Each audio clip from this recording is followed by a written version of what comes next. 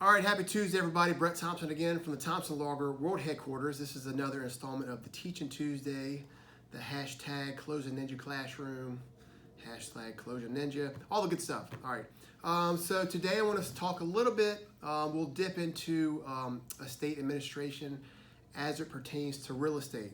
So let's say you're a real estate agent, all right, for example, and somebody comes up to you and say, hey, Mama died, and I'm the executor of Mama's estate, and I want to sell Mama's house. Do you have all the information that you need in order to enter into a listing agreement with this particular person? Well, the answer is no. We got to do a little digging now. Okay, so key words: Mama died, and I'm the executor of Mama's estate. So if you are an executor, that means that somewhere out there is a will, a last will and testament. So we kind of have to go by a pecking order here, or we need to check some boxes off.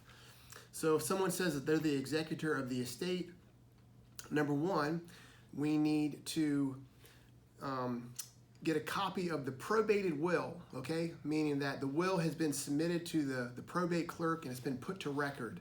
All right, if that's been done, then you'll know that Mama actually died, because in order to probate a will, you have to produce a death certificate and you have to file various affidavits. And so if you get produced the will, and it would have the recording information on it from the clerk's office, so you would feel comfortable that you have a probated will. Number two, you want to get a copy of the letter of qualification, all right, appointing this particular person as the executor. So the will may appoint someone as an executor, but if that person is in jail, they're a convicted felon, they're out of the state, they may not qualify statutorily to act as the executor. So number one, get a copy of the probated will. Number two, get a copy of the letter of qualification confirming that this person has indeed qualified as the administrator. Number three, we need to read the will. It matters what the will says, all right?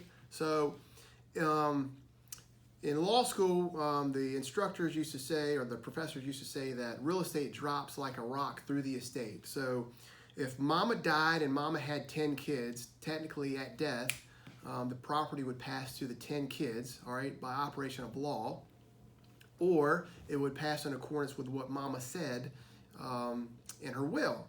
So we got to read the will. So the will has to do one of two things.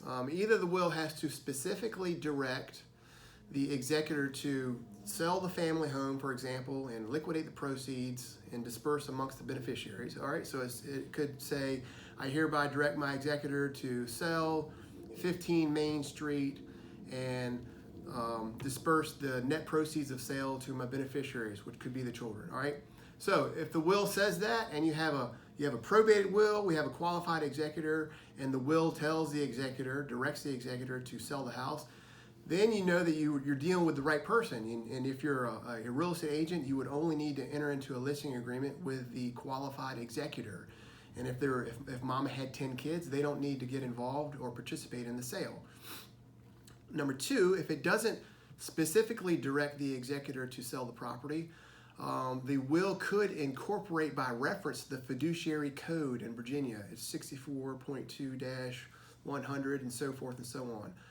The fiduciary code pertains to trustees, executors, different people that have fiduciary duty. Okay, we'll get into the fiduciary duty in another video.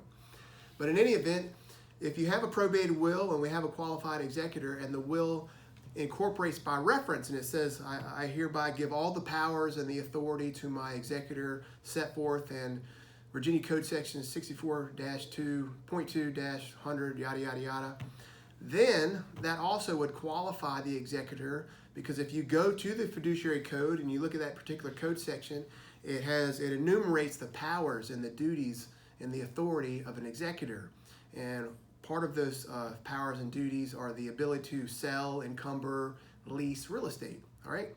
So in order to feel comfortable that you got all the right people on the bus, we need to get a copy of the probated will, a letter of qualification, and the will either has to specifically direct the executor to sell the house, or it must incorporate by reference the fiduciary code, which allows the fiduciary, which is the executor, to sell the house.